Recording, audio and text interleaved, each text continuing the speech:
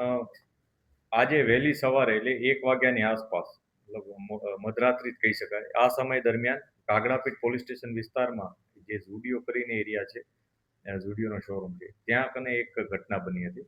એક મુસ્લિમ ફેમિલી પોતાના લગ્નના કોઈ પ્રસંગમાંથી પરત આવી રહ્યું હતું. આ દરમિયાન એક વ્યક્તિ જેનું નામ રાજદીપ સામંતા છે, એણે પોતાનું બુલેટ લઈને ત્યાં આવ્યો હતો અને અચાનક જ આ લોકોને વચ્ચે રોક્યા અને એમની સાથે થોડીક બોલાચાલી કરી, અપશબ્દો બોલ્યા એને અને પછી એને એમની ધાર્મિક લાગણી દુભાય એ રીતના એમની સાથે વર્તન કર્યું અને એમને જય શ્રી રામ બોલો એવી રીતના એને વાત કરી. જેથી આ મુસ્લિમ ફેમિલી હતું એ થોડું ગભરાઈ ગયું હતું અને ફટાફટ ત્યાંથી ગમે તેમ કરીને નીકળી ગયું.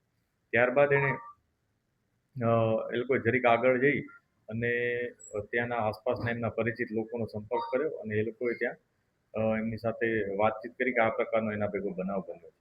જેને કારણે ત્યાંના લોકો ત્યાં ભેગા થઈ ગયા અને આ જે વ્યક્તિ હતો એ પણ ત્યાં લોકોના વચ્ચે આવી ગયો હતો. આ દરમિયાન અમારી કે ટ્રાફિક પોલીસની જે ગાડી હતી આ રમઝાન માસના અનુસંધાને એ ત્યાં પેટ્રોલિંગમાં હતી ટ્રાફિક બાબતને. તો એમાં અમારા જે ટ્રાફિક ઇન્ચાર્જ હતા ગાડીના ઇમરાનભાઈ, એમને આ પરિસ્થિતિ જોઈ તો એમને ખ્યાલ આવ્યો કે આ ઘટના થોડી ગંભીર છે. એટલે એમણે તરત જ જે આ રાજદીપ નામનો વ્યક્તિ છે કે જે લોકોએ જેને ઘેરી લીધો હતો, એને ત્યાં પોતાની ગાડીમાં બેસાડી અને તરત જ દાણી લીમડા બાજુ પોતાની ઓફિસ પાસે લઈ ગયો. આ વસ્તુ જોઈ અને તેમાંથી કેટલાક લોકો વ્હીકલ્સ લઈ અને ત્યાં પહોંચી ગયા હતા દાણી લીમડા પોલીસ સ્ટેશન અને ત્યારબાદ ટોળું ત્યાં મોટું ભેગું થઈ ગયું હતું. ગાડી જ્યારે આવી ત્યારે આ ટોળાએ દાણી લીમડા પોલીસ સ્ટેશન ખાતે આખી ગાડીને ઘેરી લીધી હતી. જે વ્યક્તિ છે આરોપી હતો જે મેઇન રાજદીપ સામંતા, એને એવું કીધું કે ભાઈ આને બહાર કાઢો, અમે આને મારી નાખશું.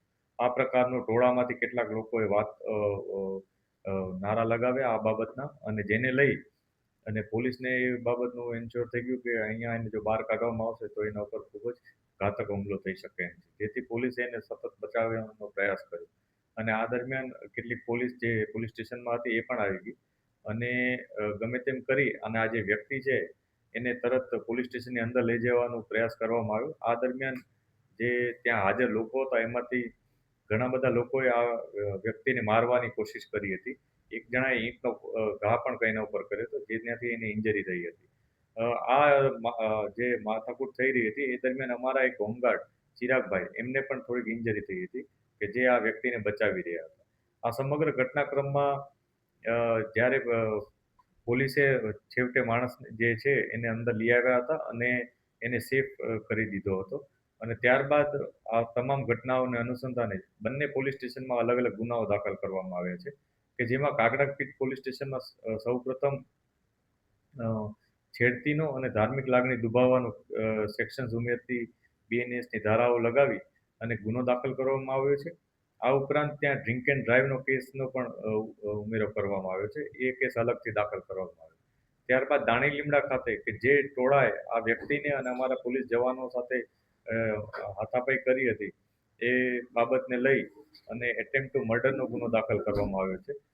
એટેમ્પ ટુ મર્ડરમાં રાયોટિંગ અને અન્ય કલમો પણ ઉમેરવામાં આવી છે અને એ અનુસંધાને કુલ 7 લોકો જે લોકો આ ટોળામાં આઈડેન્ટિફાઈડ હતા એવા 7 લોકો વિરુદ્ધ અને અન્ય જે લોકો હાજર હતા ટોળામાં લગભગ 75 જેટલા લોકો ત્યાં હાજર હતા તેનો વિરુદ્ધ ગુનો દાખલ કરવામાં આવ્યો છે.